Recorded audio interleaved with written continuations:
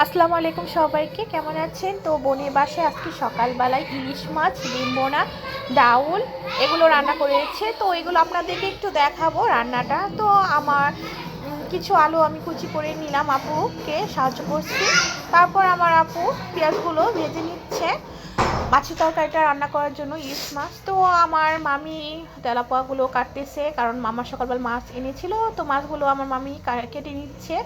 তো আমার আপুর মশলাটা কষানো শেষ, তো তরকারিগুলো দিয়ে দিল। ছিম আলু টমেটো দিয়ে আজকে ইলিশ মাছ রান্না করবে। ইলিশ মাছটা রান্নাটা আজকে মানে সেই হবে, কারণ আমরা কখনো সিম দিয়ে খাইনি, তো আজকে সিম দিয়ে ইলিশ মাছ দিয়ে খাবো। তো আপুকে বললাম গাছের সিম যেহেতু, তো আজকে সিম দিয়ে আলু দিয়ে ইলিশ মাছ রান্না কর। তো আমার আপু রান্না করতেছে, আমি সেগুলো দেখছি আর ভিডিও করছি। আর ইলিশ মাছগুলো ভেজে রেখেছে। ইলিশ মাছটা অনেক সেন্ট আসছে, ইলিশ মাছ আজকে অনেক মজা হবে, তো দারুণ হয়েছে। তো আমার আপু তরকারিতে ঝুল দিয়ে ইলিশ মাছগুলো দিয়ে দিল।